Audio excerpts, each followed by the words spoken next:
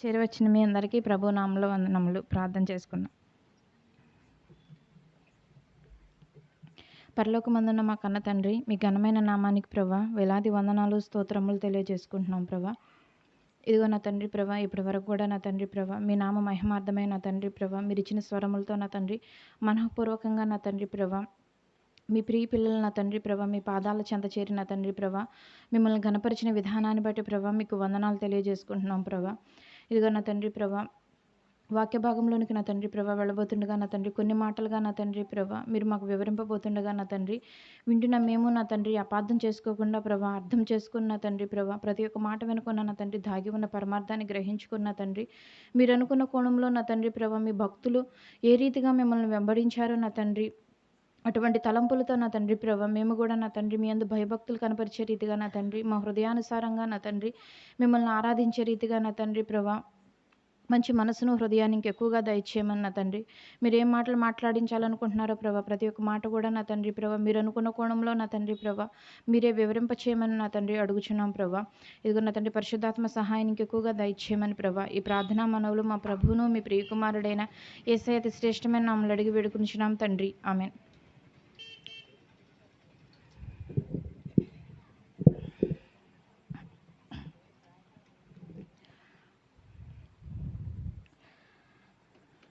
భూమి మీద బ్రతుకుతున్న ప్రతి ఒక్క మనిషికి కూడా మనిషి ఆయుష్కాలము 70 సంవత్సరాలని, అధిక బలం ఉంటే 80 సంవత్సరాలని తెలియని మనిషి అంటూ ఎవరు ఉండరు. చర్చికి లేకపోతే దేవుని సన్నిధికి వెళుతున్న ప్రతి ఒక్కరికి కూడా ఏ వచనం ఎక్కడుందో తెలిగిపోయినప్పటికి కూడా కొన్ని మాటలు వెల్నోటెడ్గా ఉండిపోయినాయి ప్రతి ఒక్కరి మనసులో కూడా. ఆ మాటల్లో పరమార్థం తెలియకపోయినప్పటికి కూడా ఏ మాట ఎవరు రచించారు, ఎందుకోసం రచించారు అనే కొన్నిటిని మాత్రం తెలుసుకుని మెలుగుతున్నారు క్రైస్తవులు. ఆయుష్కాలం 70 సంవత్సరాలు ఖచ్చితంగా ఉంటుంది, లేకపోతే ప్రపంచంలో ఉన్న ఈ భూమి మీద ఉన్న ప్రతి ఒక్క దానిని ఆరోగ్యకరమైన వాటిని భుజిస్తే 80 సంవత్సరాలు ఉండేదన్న నమ్మకం కూడా మనం చెప్పలేకపోతున్నాం. డాక్టర్లు కూడా సర్టిఫికేట్ ఇవ్వలేకపోతున్నారు కదా. తిరుగుతూనే ఉంటున్నారు, ఏమవుతుందో తెలియదు, చనిపోతున్నారు. హాస్పిటల్కి వెళ్ళినా కూడా డాక్టర్లు ఖచ్చితంగా బ్రతుకుతారని చెప్పలేకపోతున్నారు కదండి. మీరు నమ్ముకున్న దేవుణ్ణి నమ్ముకోండి, దేవుణ్ణి ప్రార్థించుకోండి, దేవుడికి ఇష్టమైతే బ్రతికిస్తాడని చేతులు ఎత్తేస్తున్నారు డాక్టర్లు కూడా. అప్పుడు వస్తున్నారనమాట మనుషులు దేవునిలోనికి. అప్పుడు ప్రార్థన చేస్తే దేవుడు ఏమొప్పుకుంటాడండి? ఆయుష్ ఇచ్చినప్పుడే మనం దేవునికి లోబడి ఉండాలి. ఈ అవయవాలు, శరీరంలోని అవయవాలు మన మాట వింటున్నప్పుడే మనం దేవుడి కట్టడలకు ఆజ్ఞలకు లోబడి ఉండాలి. కానీ భూమి మీద బ్రతుకుతున్న ప్రతి ఒక్క మనిషి కూడా ఎటువంటి ఆలోచన చేస్తున్నారంటే, యాకోబు రాసిన పత్రిక ఈ శరీరం కోసం ఎన్ని సంవత్సరాలు బ్రతికిద్దో చెప్పలేము, ఏ సమయాన ఏ రోగం వచ్చిద్దో చెప్పలేము, ఏ రోజున మన అవయవాలు మన మీదే అటాక్ చేస్తాయో చెప్పలేము. అంతే కదండి. హార్ట్ అటాక్ అంటే పక్కన వాళ్ళ హార్ట్ వచ్చి మన మీద అటాక్ చేయట్లేదు కదండి, ఎవరి హార్ట్ వాళ్ళ మీదకే దాడి చేస్తుంది కదా. అంటే మన అవయవాలు మనకే కీడు చేస్తున్నాయి. ఈ లివర్ ఎప్పుడు పాడైపోయిద్దో చెప్పలేము, ఈ నడుస్తూ ఈ కాళ్ళు ఎప్పుడు బ్రేక్ అయిపోతాయో చెప్పలేము. అంతే కదండి. ఈ శరీరం కోసమే కదా ఇన్ని సంవత్సరాలు కష్టపడుతుంది. మనవి, నాది, నా శరీరము నన్ను కాపాడుతుంది అనుకుంటున్నవే మన మీద తెలియకుండా అటాక్ చేస్తున్నాయి. సడన్గా అయిపోతూ ఉంటున్నాయి అన్నీ. కానీ వీటి కోసమే కదా మనిషి ప్రయాస అంతా.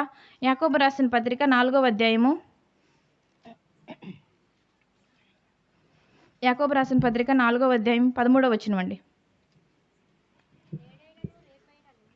నేడైనను రేపైనను, నేడు అనగా ఈ రోజైనను రేపైనను ఒకానొక పట్టణంలోకి వెళ్ళి అక్కడ 1 సంవత్సరం ఉండి వ్యాపారము చేసి లాభము సంపాదించమని రమణని చెప్పుకునేవారులాగా. ఏమంటున్నారండి? ఈ ఊర్లో ఉంటే ఈ ఊర్లో పనులు అయిపోయినాయి కదరా, ఏదో ఒక ఊరు వెళదాం, లేకపోతే అవసరమైతే ఒక దేశానికే వెళ్ళిపోదాం. వెళ్ళట్లేదండి. దుబాయ్ అని, కువైట్ అని, సౌదీ అరేబియా అని, ముంబై అని అక్కడ వెళ్ళి కొన్ని సంవత్సరాలు ఉండే కదా మరలా తిరిగి వస్తున్నారు. వాళ్ళ ఆలోచన ఏంటి? ఒకానొక పట్టణం వెళ్ళి లేకపోతే ఒక దేశం వెళ్ళి అక్కడ కొన్ని సంవత్సరాలు వ్యాపారం చేసుకుని లాభం తెచ్చుకోవాలి. మనిషి ఎప్పుడు ఏం కావాలండి? లాభం కావాలి. పెట్టిన ఖర్చు మరలా తిరిగి వస్తే సరిపోదు మనిషికి. తిరిగి ఏం కావాలి? మనిషికి లాభం కావాలి. ఆ లాభం దేనికోసము? ఇప్పటి వరకు చెప్పుకున్నాం కదా మనం. నాది, నా శరీరం, నా అవయవాలు అనుకుంటున్నామే, వాటి కోసమే కదండి. ఎవరు కష్టపడ్డా కూడా ఎవరు లాభాన్ని సంపాదిస్తున్నా లేకపోతే ఎవరినైనా మోసం చేస్తున్నా కూడా దేనికోసమండి? శరీరం కోసమే. లాభం సంపాదించము రెండని చెప్పుకొని వారలారా, రేపు ఏమి సంభవించునో మీకు తెలియదు. మీ జీవం ఏం పాటిది? మీరు కొంతసేపు కనబడి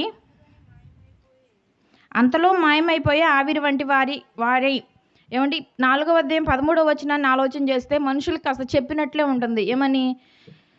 అది లేదు ఇది లేదు కాబట్టి అవసరమైతే వేరే పట్టణానికి వెళ్ళైనా వేరే దేశానికి వెళ్ళైనా ఎలా అయినా కూడా లాభం సంపాదించుకోండి అయినా అని చెప్పడానికి బాగుంది. కానీ కింద 14వ వచనం వచ్చేసరికి ఏమవుతుందండి?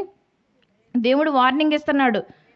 వెళదాం అనుకుంటున్నారా? ఆలోచన చేస్తున్నారా? అయితే ఒకసారి నా మాట కూడా వినండి నాయనా అని వార్నింగ్ ఇస్తున్నట్టు లేదా అండి 14వ వచనం? 13వ వచనం ఆలోచన చేస్తుంటేనేమల్లా మనకు జాగ్రత్త చెప్తున్నట్టుంది. 14వ వచనం వచ్చేసరికి మీ ముందుంది నేను, మీ వెనుకుంది నేను, మీ ఆయుష్ ఇచ్చేది నేను, అవయవాలను ఇచ్చేది నేను, ఆరోగ్యం ఇచ్చింది నేను. మరి నా సంగతి ఏం చేసావు? అనగా ఆత్మ సంగతి ఏం చేసావు? నేను ఈ లోకానికి పంపించాను కదా నిన్ను. నువ్వేకాడికి లాభం సంపాదించుకోవడమేనా? నేడు ఈరోజు ఆలోచన చేసి అవసరమైతే దేశాల బట్టుకు తిరిగి సంవత్సరాల బట్టుకు తిరిగి శరీరం కోసమేనని వార్నింగ్ ఇస్తున్నట్టు లేదా అండి 14వ వచనంలో?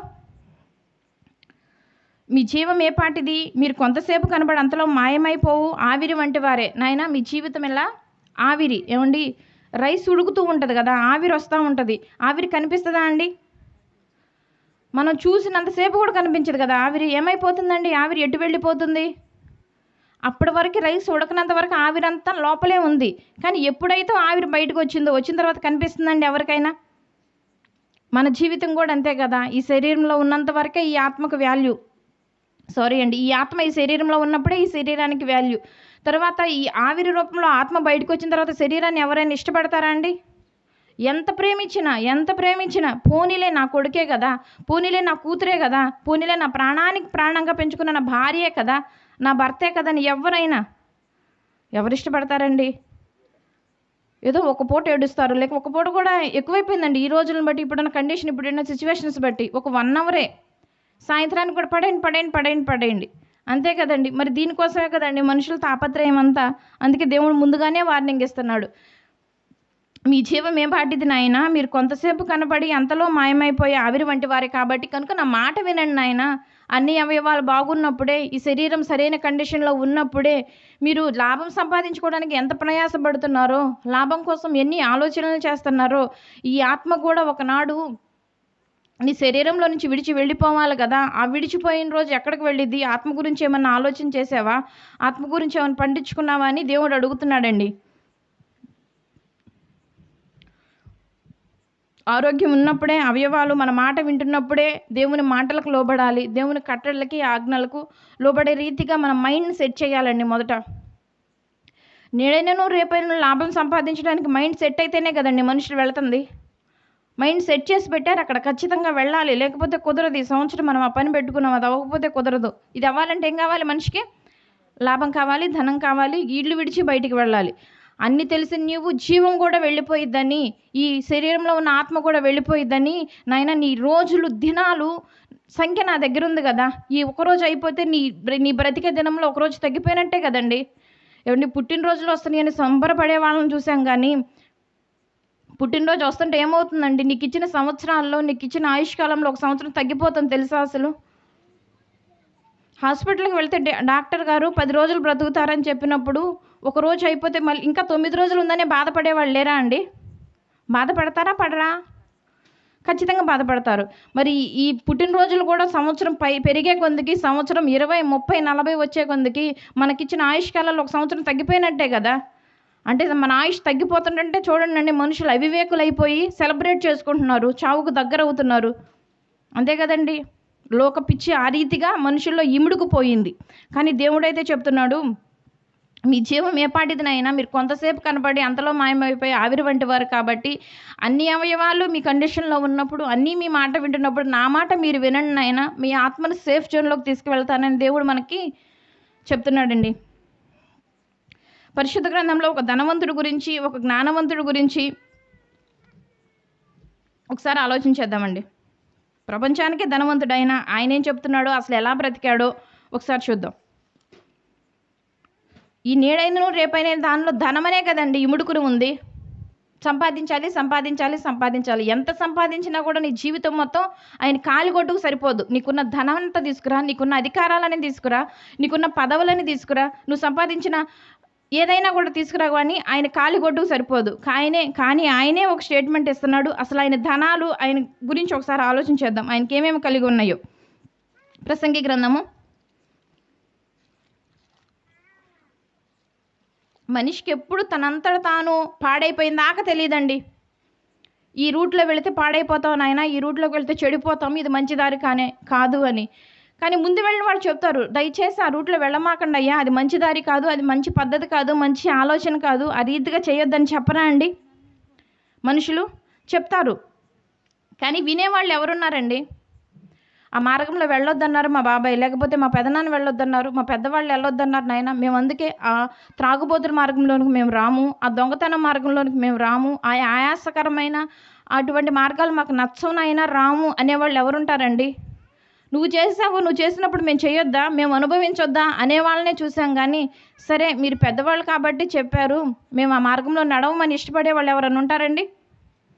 ఎవరో ఇష్టపడరు. నువ్వన్నీ అనుభవించావుగా, మేము కూడా అనుభవించాలిగా అనేవాళ్ళనే చూసాం. కానీ సరే మేమేది ఇప్పుడే ఎదుగుతున్నాము, మీరు పెద్దవాళ్ళు కాబట్టి చెప్తున్నారు, చెప్పారు కాబట్టి మేము కూడా పాటిస్తాం పెదనాన్న, బాబాయ్, లేకపోతే నానో తల్లో అనేవాళ్ళు ఎవరు లేరండి.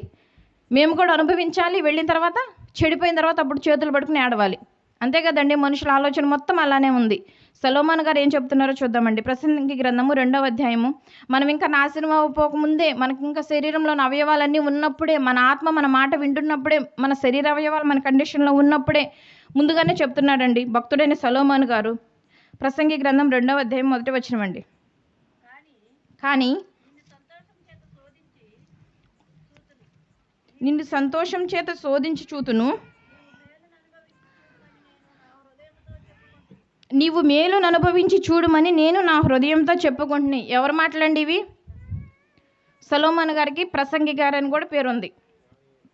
జ్ఞాని అయిన సొలొమోను గారు, ప్రసంగి గారు, లెమూయేలు, ఇంకా కొన్ని పేర్లు ఉంటాయి సొలొమోను గారికి. ఆ పేర్లో ఒక పేరే ప్రసంగి గారు. ఇక్కడ చెప్తున్నారు, ఏమంటున్నారు?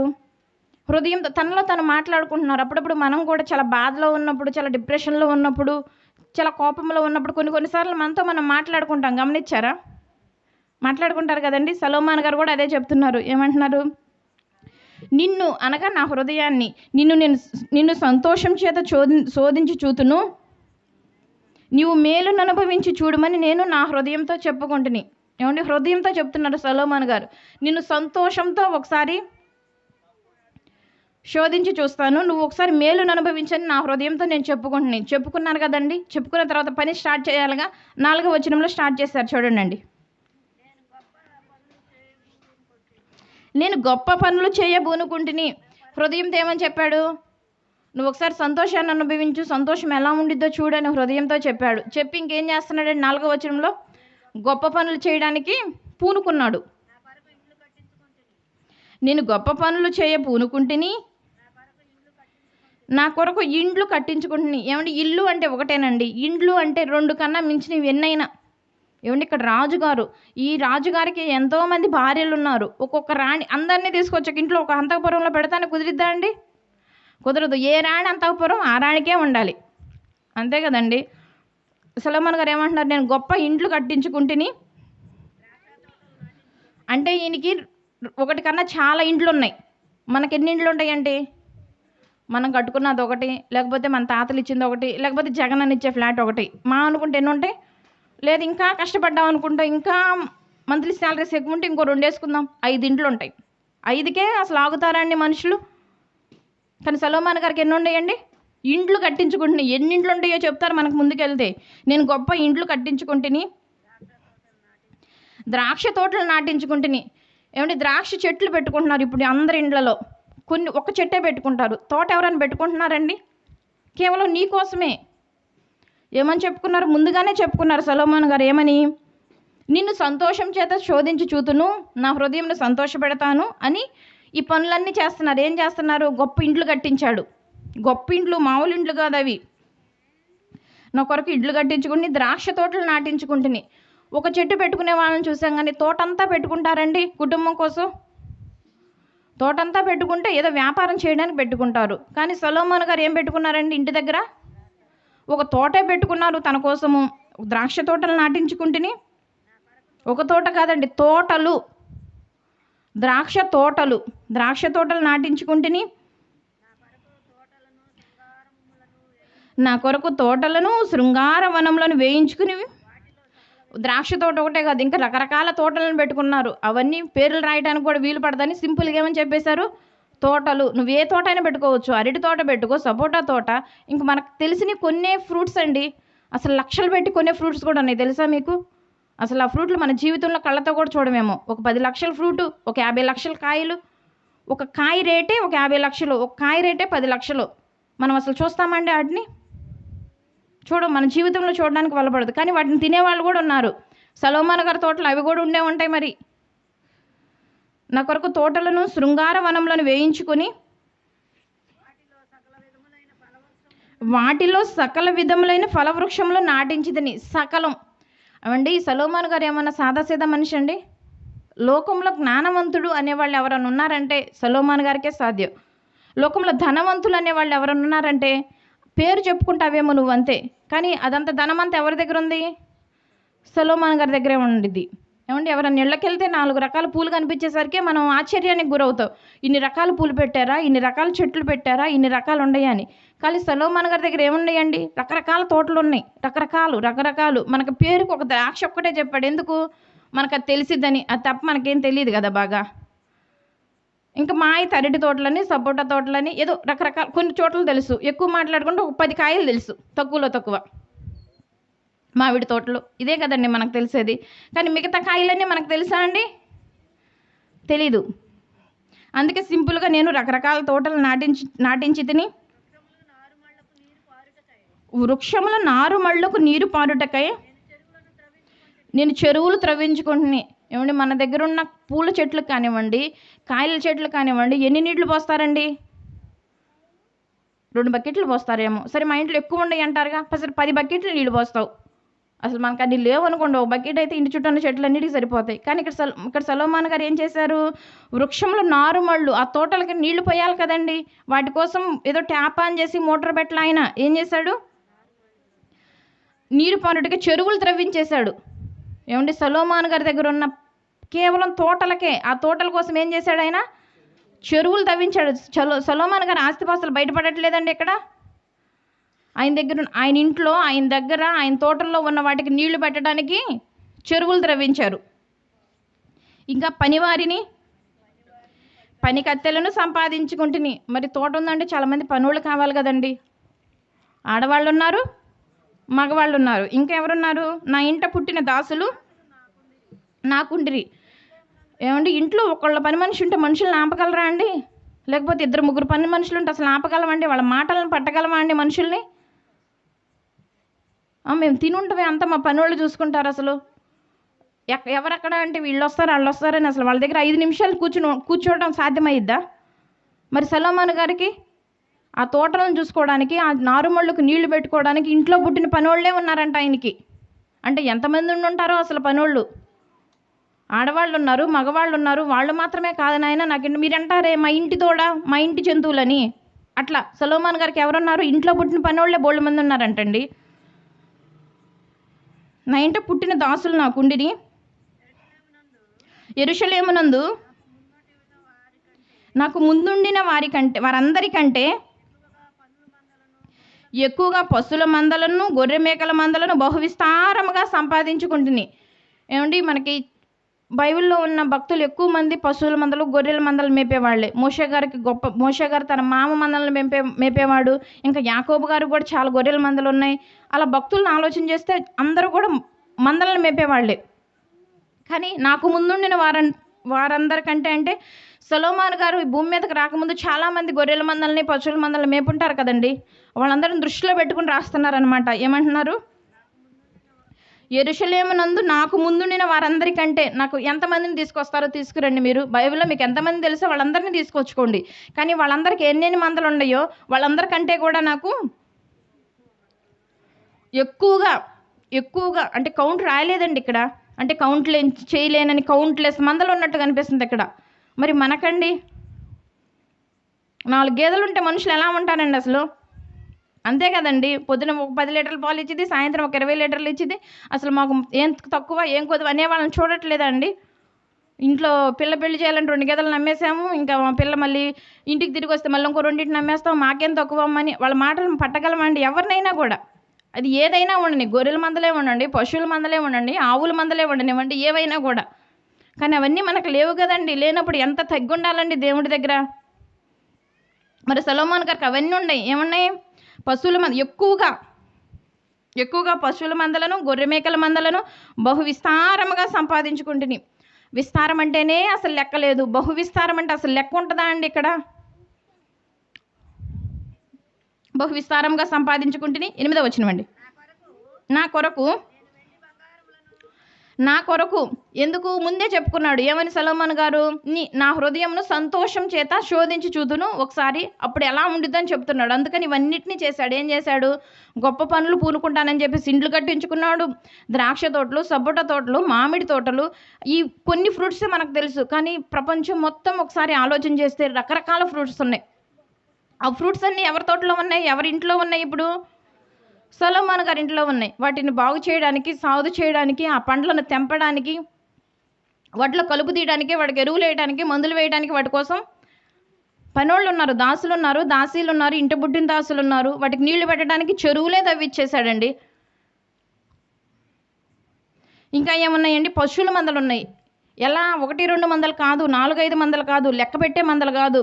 ఇంతకుముందు ఎవరైతే పశువులను మేపారో, ఇంతకుముందు ఎవరైతే గొర్రెలను మేపారో వారందరికంటే కూడా నా దగ్గర బహు విస్తారంగా ఉన్నాయి. ఇంకా అండి,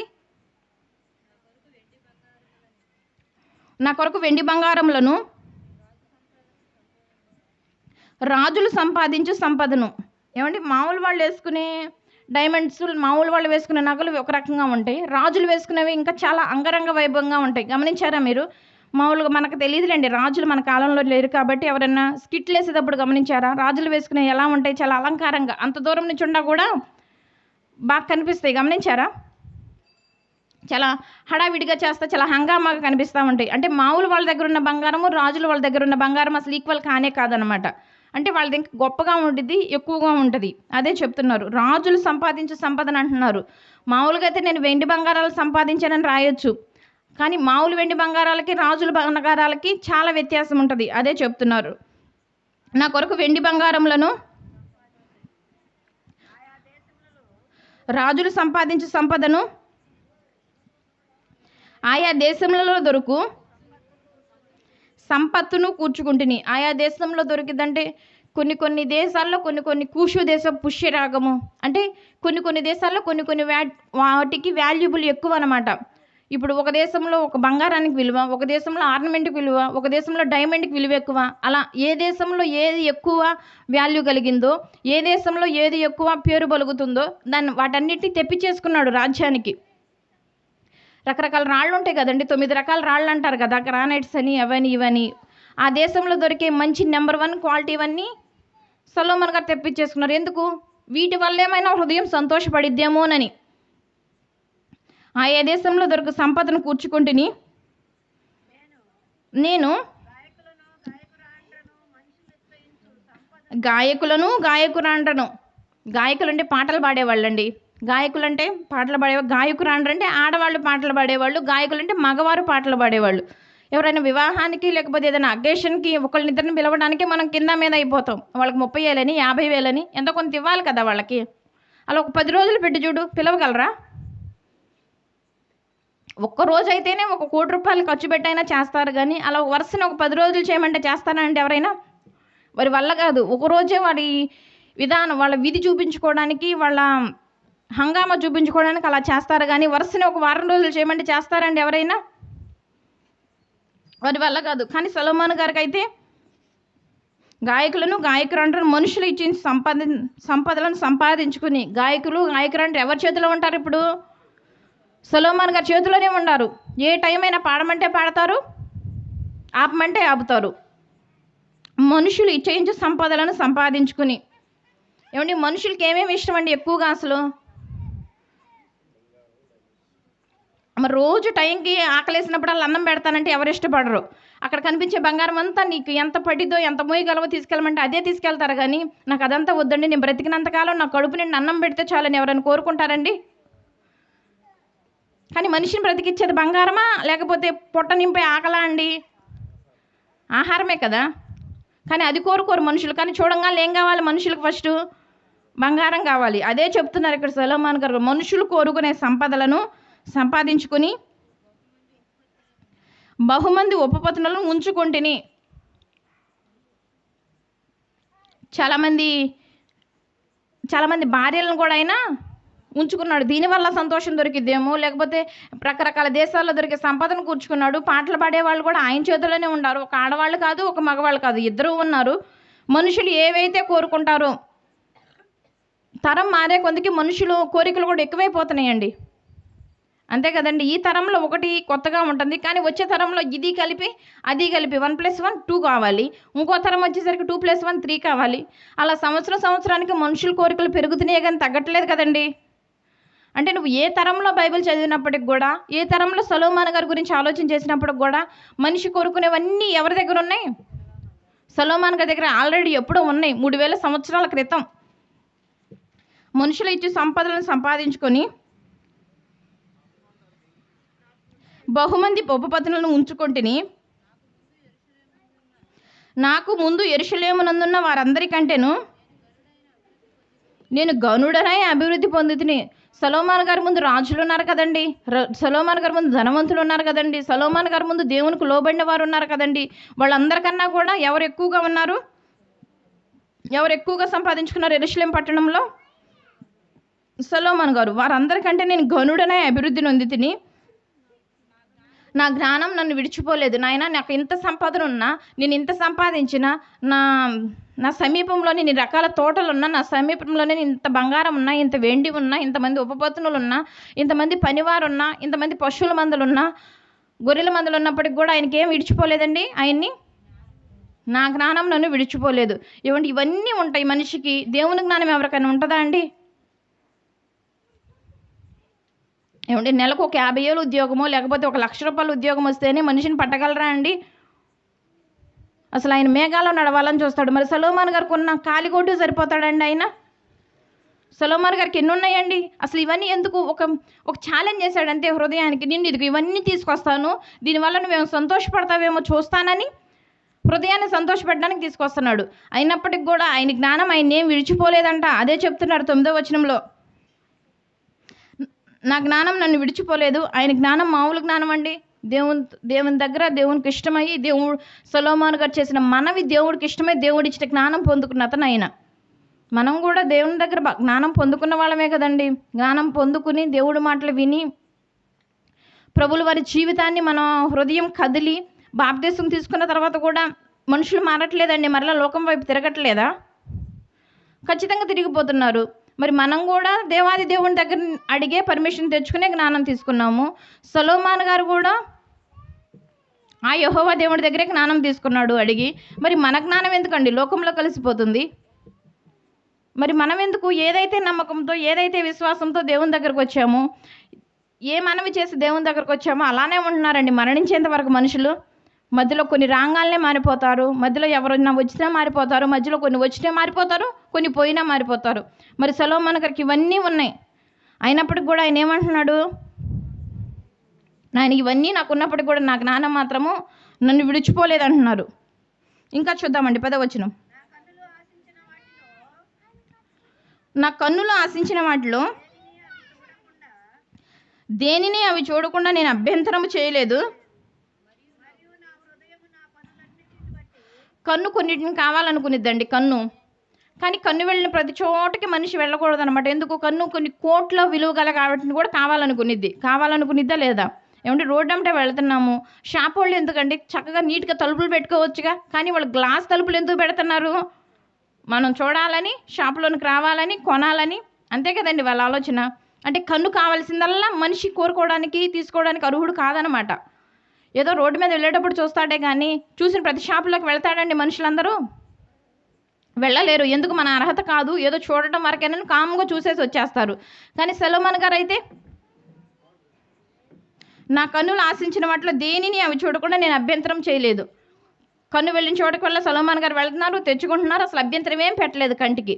అయినప్పటికి కూడా ఆయన జ్ఞానం ఆయన విడిచిపోలేదంట. మరియు నా హృదయము నా పనులన్నిటిని బట్టి సంతోషింపగా సంతోషకరమైనది ఏదియో అనుభవించకుండా నేను నా హృదయం నిర్బంధింపలేదు. హృదయాన్ని అణుచుకోలేదంట ఆయన. హృదయం ఏది చెప్పిందో అదే విన్నాడంట. నా హృదయాన్ని నేను కట్టుబాటు చేయలేదు, నా హృదయాన్ని కట్టడి చేయలేదు, నా హృదయాన్ని కట్టివేసుకోలేదు.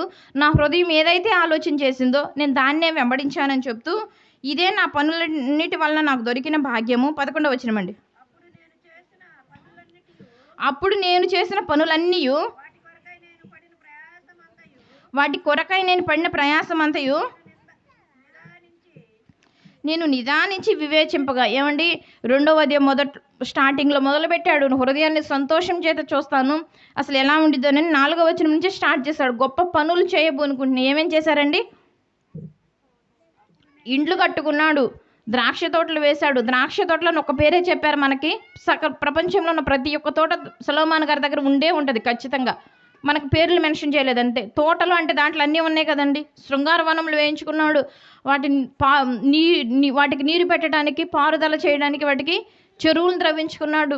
ఆ తోటలో పనులు చేయడానికి ఆడవాళ్ళు పనివారు ఉన్నారు, మగవాళ్ళు పనివారు ఉన్నారు. వాళ్ళు మాత్రమే కాక ఇంకా ఇంట్లో పుట్టిన పనివాళ్ళు కూడా ఆయనకున్నారు. అప్పటి వరకు యెరూషలేం మహాపట్టణంలో ఎంతమంది అయితే పశువుల కాపర్లు ఉన్నారో, గొర్రెల కాపర్లు ఉన్నారో, వారందరికన్నా కూడా విస్తారమైన సంపద ఎవరి దగ్గర ఉంది? సొలొమోన్ గారి దగ్గర ఉంది. ఇంకా ఏముందండి సొలొమోన్ గారికి? వెండి బంగారం, మామూలు వెండి బంగారం కాదు, రాజులు సంపాదించే వెండి బంగారాలు ఉన్నాయి. మనుషులు ఒక రకంగా ఉంటాయి, రాజులు వేరే రకంగా ఉంటాయి. చాలా వేరియేషన్, చాలా వ్యత్యాసం వస్తుంది అనమాట. అందుకే ఇక్కడ పర్టికులర్గా మెన్షన్ చేశారు. ఏమని? రాజులు సంపాదించే వాటిని ఉండే నా దగ్గర అని చెప్తున్నారు. ఇంకేమున్నాయి? ఆయన దగ్గర పాటలు పాడేవాళ్ళు ఉన్నారు, ఆడవాళ్ళు పాటలు పాడేవాళ్ళు ఉన్నారు, మగవాళ్ళు పాటలు పాడేవాళ్ళు ఉన్నారు. ఇంకా ఆయనకి బహుమంది ఉపపత్నులు, చాలామంది భార్యలు కూడా ఉన్నారు ఆయనకి. ఏమంటే 2 భార్యలు ఉంటే దేవుళ్ళు నడవగలరా అండి ఒక వ్యక్తి? అటు ఆ మాట వినాలా, ఇటు ఏం మాట వినాలా, ఆమెకు న్యాయం చేయాలా, ఏమకు న్యాయం చేయాలా? ఈ మధ్యలోనే సరిపోయేది. కానీ మరి సొలొమోన్ గారికి 1000 మంది భార్యలు ఉన్నారు. అయినప్పటికి కూడా దేవుని జ్ఞానం విడిచిపెట్టాడండి ఆయన. ఇప్పటి వరకు చెప్పిన ఆస్తిపాస్తులన్నీ ఎవరివండి? ఇప్పటి వరకు చెప్పిన ఆ సంపద అంతా ఎవరిదండి? సొలొమోన్ గారిది. అయినప్పటికి కూడా ఆయన ఏమంటున్నాడు? ఆయన ఇంతున్నప్పుడు కూడా నా జ్ఞానం నన్ను మాత్రము విడిచిపెట్టలేదు. ఏమన్నా ఆయన కూడా మనిషే కదండి. ఆయనకి ఏమన్నా 4 కళ్ళు, 4 చేతులు, 6 చేతులు, 6 కాళ్ళు ఉన్నాయా అండి? మనలాంటి మనిషే. అయినప్పటికి కూడా ఆయన దేని యందు నిలకడ కలిగి ఉన్నారు? నా జ్ఞానం నన్ను విడిచిపెట్టలేదండి, దేవుల్లో ఉన్నాడు. ఇంకా ఏం చెప్తున్నారండి? 11వ వచనం. అప్పుడు నేను చేసిన పనులని ఎప్పుడు చెప్పుకున్నారు? హృదయాన్ని సంతోషం చేత శోధించి చూతునని ఇవన్నీ చేశాడు. వీటి వల్లనే ఏమన్నా హృదయము సంతోషపడిద్దని. ఏమండి, సొలొమోన్ గారికి ఇన్ని ఉన్నాయి. ఇవన్నీ లేకపోయినా కూడా 1-2గా ఆలోచన చేసినప్పటికి కూడా ఇవన్నీ ఉంటే బాగుండిద్ది అనుకోని మనుషులు ఉంటారా అండి? లేకపోతే ఇప్పటివరకు లేరు అనుకోండి. ఈ పాట విన్న మీరైనప్పటికి కూడా అవన్నీ నాకు కనీసం ఒక్కొక్కటి ఉండిద్దని కూడా అనుకోలేదండి మీరు? ఖచ్చితంగా అనుకునే ఉంటారు కదా. అప్పుడు నేను చేసిన పనులన్నీ వాటి కొరకై నేను పడిన ప్రయాసం అంతా. ఏమండి, ఇవన్నీ చేయాలంటే చాలా ప్రయాసపడాలి కదండి. ఒక ద్రాక్ష తోట వేయాలంటేనే చాలా ప్రయాస, చాలా ఖర్చు, చాలా వ్యయం ఖర్చు పెట్టాలి. మరి ఇవన్నీ వేయాలి, ఇవన్నీ చేయాలంటే చాలా ప్రయాస. వాటి కొరకై నేను పడిన ప్రయాస అంతయు నేను నిదానించి వివేచింపగా. ఏమంటే అవన్నీ చేశాడు. నా మనసును సంతోషపెట్టుకోవాలి, నా హృదయాన్ని సంతోషపెట్టుకోవాలని ఆలోచన చేస్తున్నాడు కూర్చుని. ఏమని? నేను నిదానించి వివేచింపగా. వివేచన అంటే ఆలోచిస్తున్నాడు. అవన్నీ ఒక పక్కన ఉన్నాయి, సొలొమోన్ గారు ఒక పక్కన ఉన్నాడు. వాటన్నిటిని చూస్తున్నాడు, చూస్తూ ఆలోచన చేస్తున్నాడు. ఏమని చేస్తున్నాడు? అవన్నీ వ్యర్థమైనవి గాను, ఒకడు గాలికి ప్రయాసపడినట్టుగాను అగుపడిను. ఎలా కనిపిస్తున్నాయండి సొలొమోన్ గారికి ఇవన్నీ? ఇదంతా వ్యర్థ ప్రయాసమే కదా, ఇదంతా గాలి ప్రయాసమే కదా. దీనివల్ల ఉపయోగం ఏంటని సొలొమోన్ గారు ఒక్క మాటలో తేల్చేశారండి. ఇందుకేనండి దేవుడికి సొలొమోన్ గారు అంటే ఇష్టము. మరి ఇవన్నీ వింటున్న మనకైతే అవన్నీ ఉంటే బాగుండు అని మనం అనుకున్నాం చూసారా. కానీ సొలొమోన్ గారు ఏమనుకుంటున్నారు? ఈ ప్రయాసం అంతా ఎందుకు నాయన? గాలి వస్తే గాలి వస్తే కొట్టుకుపోతాయి కదా, ఈ ప్రయాసం అంతా వ్యర్థమే, ఈ ఆలోచన అంతా వ్యర్థమే అని చెప్తూ ఇంకేం చెప్తున్నారండి? సూర్యుని క్రింద ఈ సంపాదించినవన్నీ ఎవరి క్రింద ఉంటాయండి? సూర్యుని క్రిందే ఉంటాయా? సూర్యుని ఎక్కిపోతాయా? సూర్యుని క్రిందే ఉంటాయి. సూర్యుని పైకి ఎక్కిపోయే వాళ్ళు ఎవరు లేరు. దేవుని కోసం బ్రతికే మనిషే ప్రభువుల వారు రెండో రాకంలో వస్తే ఎక్కిపోవడానికి అర్హుడు, కానీ మరి ఏవి కూడా సూర్యుని పైకి ఎక్కిపోలేవు. సూర్యుని క్రింద లాభకరమైనది ఏది నాకు కనబడలేదు. ఇవన్నీ చేసినప్పుడు కూడా సొలొమోను గారు ఏమంటున్నారండి? సూర్యుని క్రింద లాభకరమైనది ఏది లేనట్టు నాకు కనబడెను.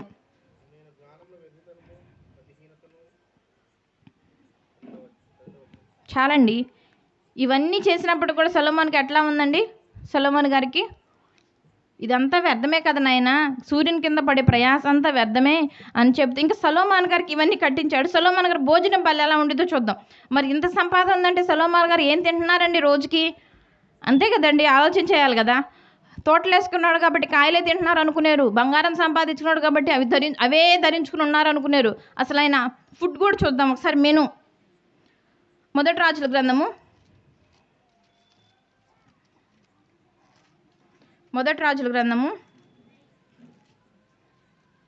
4వ అధ్యాయము.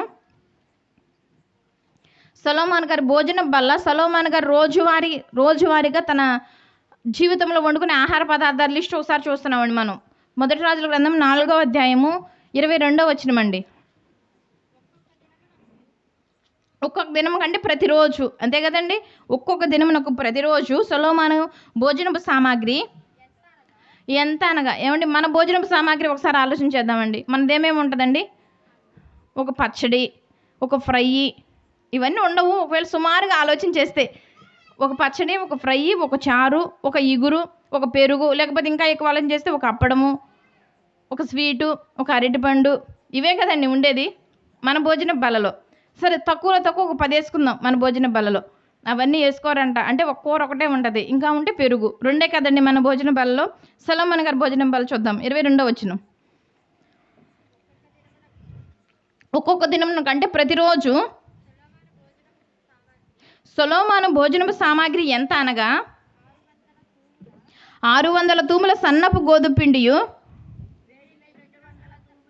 1200 అనగా 1200 తూముల ముతక పిండియు. అంటే ఆ రోజుల్లో వాళ్ళు తినేది ఏంటంటే ఎక్కువ గోధుమల పంట వేసేవాళ్ళు కాబట్టి వాళ్ళు గోధుమలే తినేవాళ్ళు. గోధుమల్ని 4 రకాలుగా 5 రకాలుగా మరవేయించుకుని ముతక పిండని, సన్న పిండని, మెత్తన పిండని, బరక పిండని, రకరకాల పిండులు ఉండే వాళ్ళ దగ్గర. మనం ఇప్పుడు రైస్ పంట వేసుకుంటున్నాం కాబట్టి మన ఆహారం ఏదైంది? ముడి బియ్యము, సన్న బియ్యము, నల్ల బియ్యము, తెల్ల బియ్యము, సూపర్ వైరు, బీపీడీలు, ఇన్ని రకాలు లేవా అండి? ఉన్నాయి. సొలొమోను గారి కాలంలో కూడా పంట ఏంటండి? గోధుమలు కాబట్టి వాళ్ళ ఆహారం చెప్తున్నారు. ఒక్కొక్క దినమునకు సొలొమోను గారి భోజన సామాగ్రి ఎంతనగా 600 తూముల సన్నపు గోధుమ పిండియు 1200 తూముల ముతక పిండియు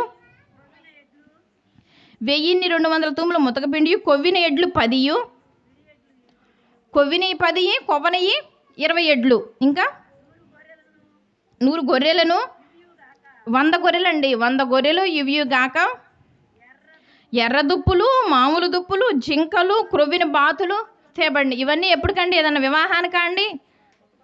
ప్రతిరోజు సొలొమోను గారికి ఏంటంటే సొలొమోను గారి భోజనం 600 తూములు అంటే ఎన్నో కిలోలు కూడా లెక్క వస్తుంది కదా, ఇంకెంటాలని. ఏమంటే భోజనాలు పెట్టినా కూడా ఇవన్నీ తీసుకురారు కదండి ఎవరు. అసలు సొలొమోను గారి భోజనం బల్ల ఎక్కడ? మన భోజనాలు ఎక్కడ? సొలొమోను గర్వం ఎక్కడ? మన గర్వం ఎక్కడ అండి? అసలు మనుషులను పట్టగలుగుతున్నారా అండి? ఏమండి ఈ సంవత్సరం పంట బాగా పండితే వచ్చే సంవత్సరం దాకా వాడు ఎవరితో మాట్లాడు, అవునా కదా?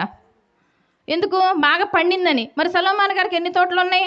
ఆయనకి ఏమైనా గర్వం ఉందా? ఆయనకి ఏమైనా దేవుని జ్ఞానం కొదువుగా ఉందా? ఇంకా సొలొమోను గారి భోజనం బల్ల మళ్ళీ ఇంకోసారి చెప్పుకుందామండి. 600 తూముల గోధుమ పిండి, 1200 తూముల సన్నపు గోధుమ పిండి, ఇంకా కొవ్విన ఎడ్లు 10, కొవ్వని ఎడ్లు 20, 100 గొర్రెలు. ఏమండి 100 గొర్రెలు అంటే మామూలు విషయం అండి? అసలు మనకు పెంచుకోవడానికి కూడా 100 గొర్రెలు లేవు కదండి. ఏదన్నా వివాహానికి ఒక గొర్రెకు వస్తే చాలండి, మరలా 10 సంవత్సరాల తర్వాత కూడా ఆయన వివాహం గురించే చెప్తారు, కానీ ఊర్లో ఇంకో మాట నడవదనమాట. ఏంటి ఒక్క గొర్రె కోసినందుకే? మరి సొలొమోను గారు ఇంట్లో రోజు తినేవన్నీ, ఆయన తినేది ఎంతండి? ఒక ముద్ద తింటాడేమో, కానీ మిగతా అంతా ఎందుకు? అందరు తినడానికే కదా. 100 గొర్రెలు, ఇవి కాక ఇవే సరిపోలేదు. ఏవి సరిపోలేదు? ఈ గోధుమ పిండి, ముతక పిండి ఇది సరిపోలేదు. 100 గొర్రెలు సరిపోలేదు. 20 కొవ్వనెడ్లు సరిపోలేదు. 10 కొవ్వినెడ్లు సరిపోలేదు. ఇవి కాక ఇంకేంటి? ఎర్ర దుప్పులు, మామూలు దుప్పులు, జింకలు, కొవ్విన బాతులు. ఏమండి ఇవన్నీ ఏంటండి అసలు? ఏమైనా సంవత్సరానికి సరిపోయేదా, లేకపోతే 10 సంవత్సరాలకు సరిపోయే మెనూ చెప్తున్నారండి సొలొమోన్ గారిది మనకి. ప్రతిరోజు ఏమండి మనం ఏదన్నా ఒక మంచి విందుకి వెళ్తే చాలండి, లేకపోతే మన ఫ్యామిలీ వరకు ఏదైనా హోటల్కి వెళ్తే ఎంత గొప్పగా చెప్పుకుంటారండి. మళ్ళీ ఎవరికి ఇప్పించవు నువ్వు. ఏదైనా ఫ్యామిలీని పిలిచి విందిస్తారండి ఎవరన్నా? ఇవ్వరు. వాళ్ళు వెళితేనే మరలా ఒక 10 సంవత్సరాలు గుర్తుండిపోయేదో చెప్తారు. మన చెవులు సీసం వచ్చినట్టు చెప్తారు. ఎట్లా అసలు ఆ హోటల్ చూస్తేనే, బయట నుండి చూస్తేనే అసలు ఎంత ఆశ్చర్యంగా ఉంది. అసలు ప్లేట్ చూస్తే 10,000 అంట. 10,000 ఫుడ్ కూడా తినరు అక్కడ, కానీ మాటలు చెప్తారు అలా. మరి సొలొమోన్ గారు ఏం చెప్పుకోవాలండి మరి? రోజు ఇంట్లో భోజనం ఇది.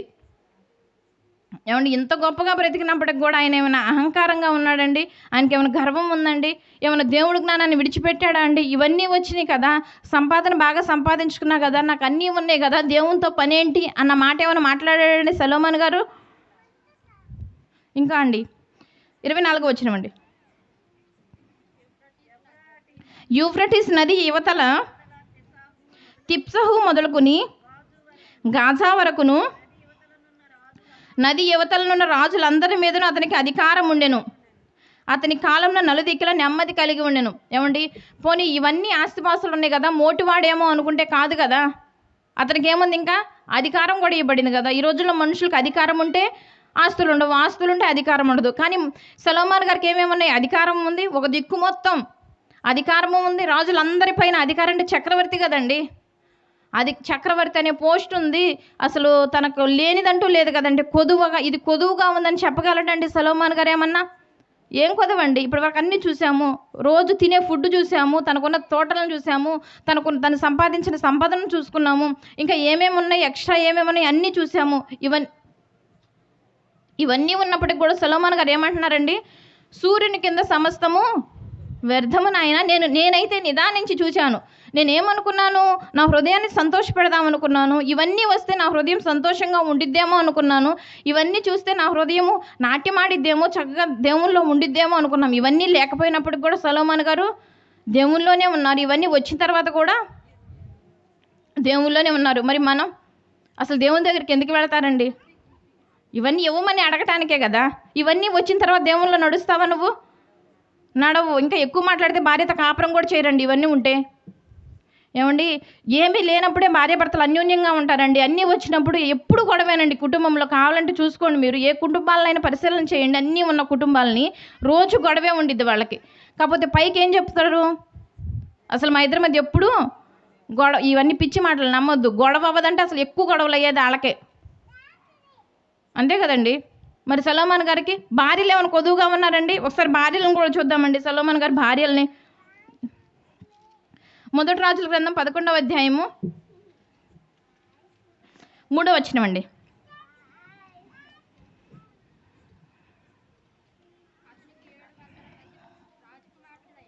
అతనికి 700 మంది రాజకుమార్తెలైన భార్యలు. ఏమండి సాదాసీదా భార్యలండి వాళ్ళు? రాజు కదండి, చక్రవర్తి కదండి సొలొమోన్ గారు. ఎంతమంది భార్యలు ఉన్నారు? 700 మంది రాజకుమార్తెలైన భార్యలు. అంటే వాళ్ళ మామలు కూడా రాజులే కదండి. మరి అల్లుడికి ఏమన్నా పెట్టకుండా ఉంటారండి రాజులు? ఎంత ఉంటుందండి? ఇంకా ఈయనకుందే ఎంత, ఇంకా రాజకుమార్తెలు తీసుకొచ్చేది ఎంత ఉంటుందండి? వెల కట్టగలమా అండి సొలొమోన్ గారి ఆస్తి విలువలను మనం? సొలొమోన్ గారికి 700 మంది రాజకుమార్తెలైన భార్యలను, 300 మంది ఉపపత్నులు. ఉపపత్నులు అంటే ఉంచుకున్న వాళ్ళని అర్థం వస్తుంది అనమాట. సొలొమోన్ గారు ఎంతమందిని ఉంచుకున్నారు? 300 మందిని ఉంచుకున్నారు. నీకైతే మహా అయితే 4 ముందు పెళ్లి చేసుకునేది ఒక ఆవిడ, మా ఎక్కువ ఉంచుకుంటే 2-3 ఉంచుకుంటారు. వీటికే మనుషులు దేవుణ్ణి వదిలేస్తున్నారన్నమాట. లక్ష్య పెట్టరు. నాకు ఎక్కడ కుదురుద్దండి? నా భార్యలు చూస్తే 4-5 ఉన్నారు, నాకు సంపద చూస్తే అక్కడ ద్రాక్ష తోట వేసా, ఇటు చూస్తేనేమో 10 గేదెలు, అటు చూస్తే 20 ఎడ్లు. ఇవన్నీ ఉండవు. అయినప్పుడు కూడా ఎంత బిల్డప్ చేస్తారండి మనుషులు. మరి సొలొమోన్ గారు 1000 మంది భార్యలండి. 1000 మందికి ఒక్కొక్క అంతఃపురం కట్టాలా వద్దా? అంటే ఇప్పుడు 1000 అంతఃపురాలు కట్టాడా లేదా సొలొమోన్ గారు? రానంటే రానే ఉండాలి, దాంట్లో వాళ్ళందరిని ఉంచుకోదు కదా. మళ్ళీ సొలొమోన్ గారికి పని వాళ్ళు ఎంతమంది ఉన్నారు, ఇంట్లో పుట్టిన పని వాళ్ళు ఎంతమంది ఉన్నారు, పశువుల మందలు ఎంతమంది ఉన్నాయి, గొర్రెలు ఎంత ఉన్నాయి, ఎడ్లు ఎన్ని ఉన్నాయి, ఎర్ర చెంకలు, దుప్పులు, మామూలు చెంకలు, వీటన్నిటి కోసం ఎన్ని ఇండ్లు కట్టుంటాడండి సొలొమోన్ గారు. లెక్కలేని ఇళ్ళు ఉన్నట్టున్నాయి కదండి. మరి మనకి 2-3 ఇళ్ళకి, 4 ఆస్తిపాస్తులకే, 4 బంగారాలకే, 2-3 భార్యలకే నాకు ఎక్కడ కుదురుతుందండి అసలు అని ఏడ్చే వాళ్ళని కూడా చూసాం. దేవుళ్ళకి రండి నాయన నేర్చుకోండి అంటే నాకు ఎక్కడ కుదురుతుందండి, ఒకసారి నా సంపద చూడు, ఒకసారి నా ఆస్తి చూడు, నాకు టైం లేదంటారు. మరి సొలొమోన్ గారికి దొరికిన టైం మరి మామూలు మనుషులకి ఎందుకు దొరకట్లేదండి? మళ్ళీ సొలొమోన్ గారు ఏమన్నా దేవుడికి ఇష్టడు కాదా అంటే, సొలొమోన్ గారు దేవుడికి చాలా ఇష్టడు. నాయన నువ్వు కడితేనే నేను మందిరాన్ని కట్టించుకుంటాను, నీ చేతులతోనే కట్టు నాయన అని ఇష్టపడి కట్టించుకున్నాడు కదా సొలొమోన్ గారి చేత. ఇన్ని కలిగిన ఆయన ఏం చెప్తున్నాడు, చివరికి ఒక మాట చెప్పేశారండి. ప్రసంగి గ్రంథము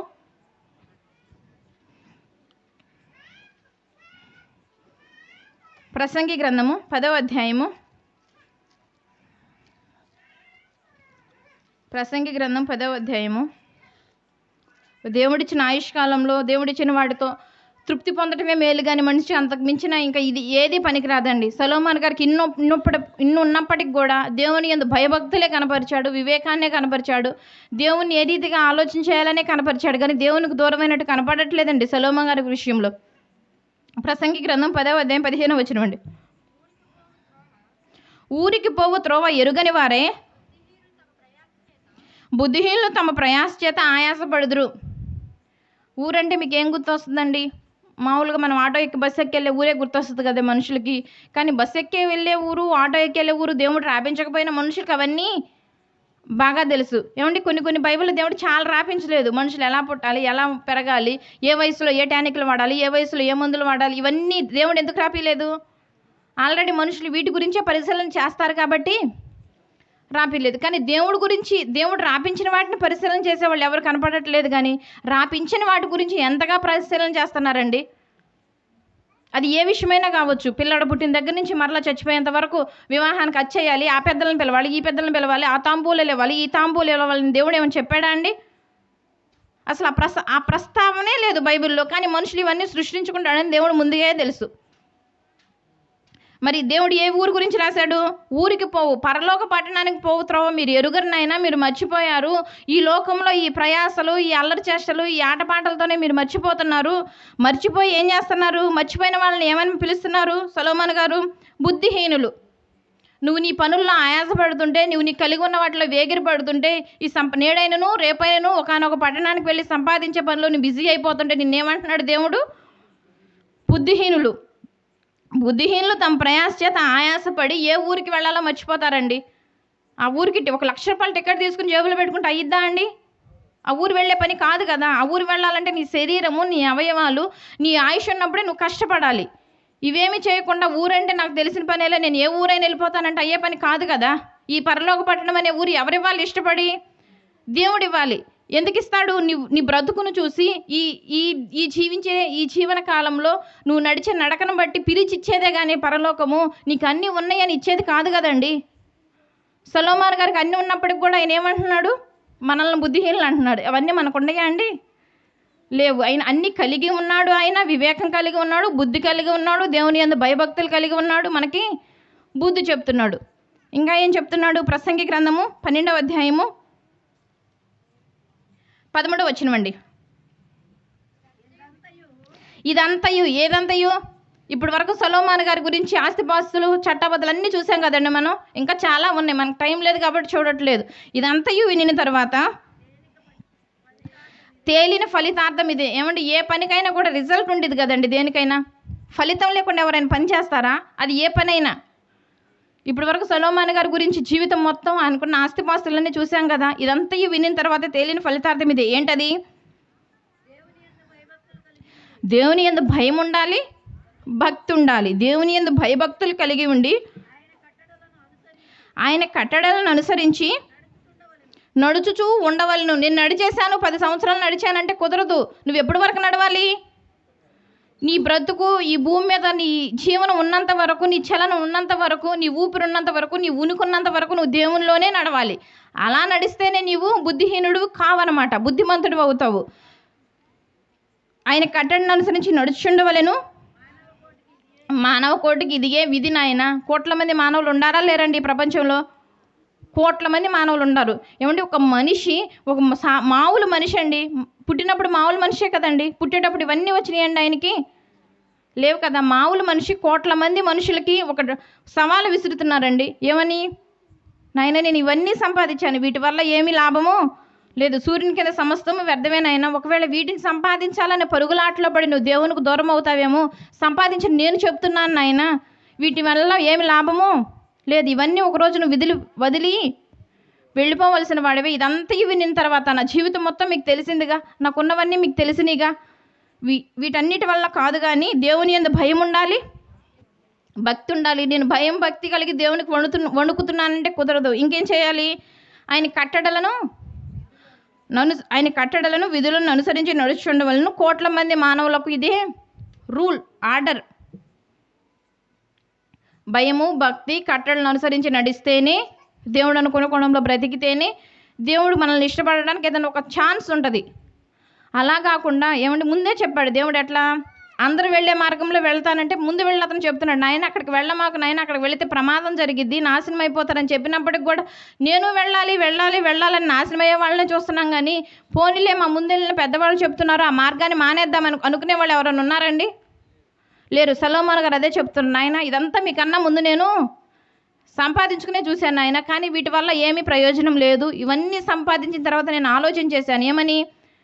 ఇదంతా చూసిన తర్వాత నిదానించి వివేచన కలిగి నేను చూశాను నాయన, దీనివల్ల లాభమే వచ్చింది. సూర్యుని కింద సమస్తము వ్యర్థమే. కాబట్టి ఊరికి పోవ త్రోవ ఎరుగుని వారై బుద్ధిహీనంగా మీరు బ్రతకవద్దు. ఊరంటే పరలోక పట్టణం చేరుకోవాలి. ఆ పట్టణాన్ని చేరుకోవాలంటే బుద్ధిమంతులై ఉండాలంటే దేవుని యందు భయం ఉండాలి, భక్తి ఉండాలి, కట్టడలను అనుసరించాలి. కోట్ల మంది మనుషులకి ఇదే నా తరపున ఆర్డర్ నాయన అని సొలొమోను గారు తెలియజేస్తున్నారు. కాబట్టి సొలొమోను గారి గురించి కొన్ని మాటలు తెలుసుకున్నాం. కాబట్టి తెలుసుకున్న మనము ఎలా బ్రతుకుతున్నాం, ఎలా ఉంటున్నాం ఆలోచన చేసి దేవునిలో బ్రతకాలని దేవుడు కోరుకుంటున్నాడు. కళ్ళు మూసుకొని ప్రార్థన చేసుకుందాం.